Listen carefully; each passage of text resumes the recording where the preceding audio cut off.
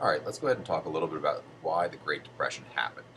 Let's talk a little bit about what it was like during the Great Depression. In other words, we're going to talk a little bit about some of the causes and some of the conditions during the Great Depression. For causes, we'd like to go ahead and talk just a little bit about briefly. The first is uneven distribution of wealth. Um, what had happened was during the 20s, prior to the Great Depression, is you had the wealthier growing wealthy and the poor growing poor. Why does this help to cause the Great Depression? Well, because the simple truth is, no matter how wealthy you get, you can't buy as much stuff as everybody else. Um, and so when you start to get all the wealth held in the hands of the very few, most people can't buy stuff. So that means demand goes down. That means that companies go out of business because there's not enough people to buy their stuff. So basically, the problem with uneven distribution of wealth is there weren't consumers. There weren't people who could go ahead and buy all of the things that we were producing. Another reason why the Great Depression happened was easy credit on a couple of different trade fronts. With the installment plan, people could buy anything on credit, cars, appliances, and people didn't know how to manage that, so they got into too much debt. Also, buying on margin, which affected the stockbrokers and the wealthy. All of a sudden, we were just assuming that the stock market would always go up, and when it didn't, um, a lot of people failed to be able to make payments to pay for the stocks that they had bought. Unbalanced foreign trade. We passed the Hawley-Smoot Tariff Act, which raised tariffs in the United States to their highest level ever, and that started a trade war. Other countries said, "Fine, you don't want us to sell our stuff in your country, we'll do the same." And all of a sudden, nobody was buying anybody's stuff. And in a modern industrial economy, you produce more stuff than your own country can go ahead and consume. So you have to be able to sell to the world market. And when that stopped, a lot of companies went out of business because they couldn't sell enough product. And the last thing that can sometimes be pointed to as a cause of the Great Depression that I'm going to discuss is mechanization, the process of people losing their jobs to machines. We were becoming more and more efficient at producing everything. We didn't need as many people. And so a lot of people lost jobs to new ways of production. This happens today and continues to happen. The difference is it doesn't happen in conjunction with everything else. So when you throw mechanization on top of the unbalanced foreign trade, the uneven distribution of wealth, the easy credit, it all kind of piles up and leads us to the Great Depression. So who was affected by this? There were lots of different groups. Farmers, for instance, farmers affected a lot by it. It wasn't just for farmers a financial issue where they were losing farms because they couldn't make payments, although that was a big part, but it was also an environmental disaster. We had a huge drought. There was increased solar activity during the time, and so um, we go ahead and have a drought in the Great Plains. It's called the Dust Bowl. Crops and livestock are completely destroyed, and by the time it's all said and done, 400,000 farms are foreclosed on. The dust was so prevalent that when the dust storms would kick up across Oklahoma, they could go ahead and if it rained, and after a particularly large dust storm, if it rained in New York, you could go out in your car that might be parked on the street would be covered with dirt, and you'd go ahead and wipe the dirt off. And scientists who study soil could tell you that that dust actually came from Oklahoma. And so that's how huge the dust storms got during the Dust Bowl. It was absolutely devastating. The women and children were also severely affected, more so than the men. They suffer from starvation. You see more and more child labor. Why is this? Um, it turns out maybe it's a little bit into the psyche of women and men. Women, at least back in the time, definitely viewed it as their responsibility to put a meal on the table.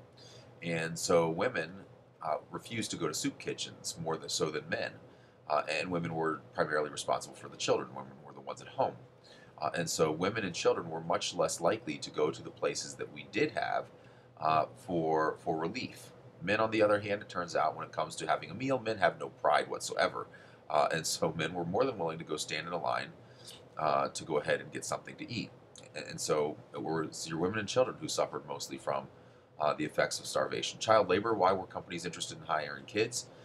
Well, there's multiple reasons for the increase in child labor. One, companies could pay them less, so it drove their bottom line, it drove their costs down. But not only that, but the children were coming out wanting to work.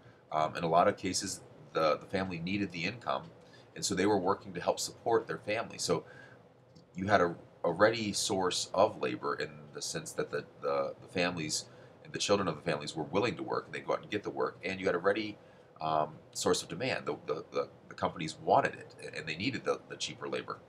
And so you had a huge increase in child labor during the Great Depression. Businesses. Businesses affected a lot by the Great Depression. Over 85,000 of them will close. A lot of those are banks. And banks close because of what are called runs on banks. The way your banks work, and most people don't realize this, when you deposit your money, it's not as if that money goes into a vault somewhere. It does not. A bank will turn around and loan it to somebody else. And so your bank doesn't have the money there for all of its depositors.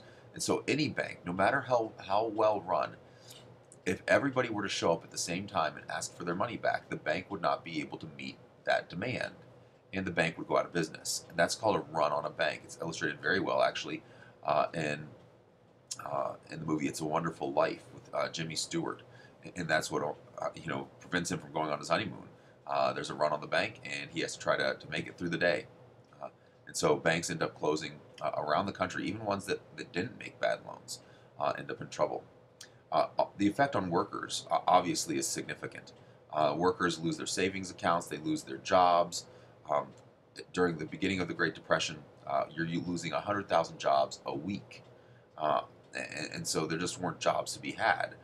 Savings accounts, people had saved in those 6,000 banks. Once those banks closed, you couldn't get your money back. Your money was gone. There was no way to retrieve that. And so a lot of wealth was just simply gone, just simply vanished as a result of the Great Depression. You have increased suicide rates, especially in financial sectors. You have no welfare system from the federal government, at least, which offers a chance to go ahead and get some relief. And so all of these things affect lots of different segments of society, in many cases, almost all segments of society. Probably the best, or one of the better examples of this is something called the Bonus Army. The Bonus Army were a group of World War I veterans led by William Waters. And what had happened was, during World War I, our veterans who went over there came home and realized that they lost out. They could have made a lot more money working in a factory. And so they went to Congress and said, hey, this isn't fair. Here we put our lives on the line for our country, and we took a pay cut. We should get some of those wages back that we lost out on. And then Congress passes a bill that says, yeah, you're right.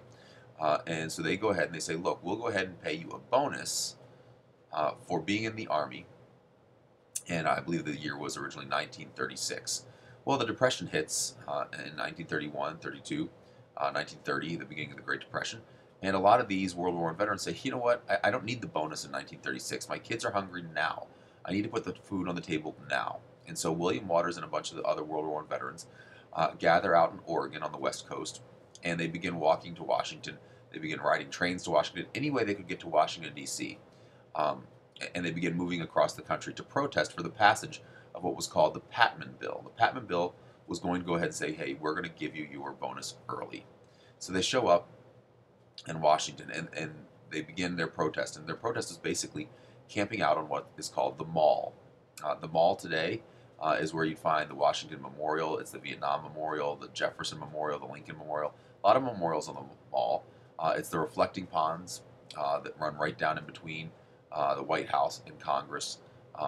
But back in the day, it didn't have all that stuff. Back in the day, back during the time of the Bonus Army, it was really just a military parade ground. It was a long strip of grass that ran right through the middle of Washington, D.C. And so the Bonus Army, in fact, is one of the reasons why they made those reflecting pools to prevent this kind of thing from happening again.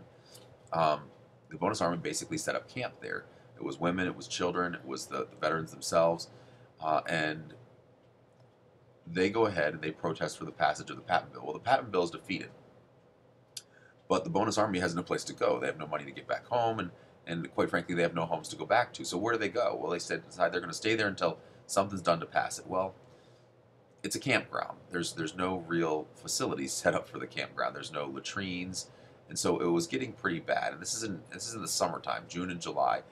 There was no place for people to go to the bathroom. There was sewage running through the camp, open sewage. It reeked, and it was really truly a health hazard. And so the president at the time, Herbert Hoover, asks them to leave. They refuse, and at one point Herbert Hoover says, like, okay, well, we can't have you stay here. So they actually bring in the Army under the command of a guy by the name of Douglas MacArthur, who will come back in World War II to be one of our more famous generals from that conflict. to go ahead and drive the bonus army out. This looks absolutely horrible. Here are all these veterans who served their country, who risked their lives for us, and we're driving them out with sticks and with tear gas. Um, there was only one fatality, a few injuries. The fatality was an infant who was overcome by the tear gas.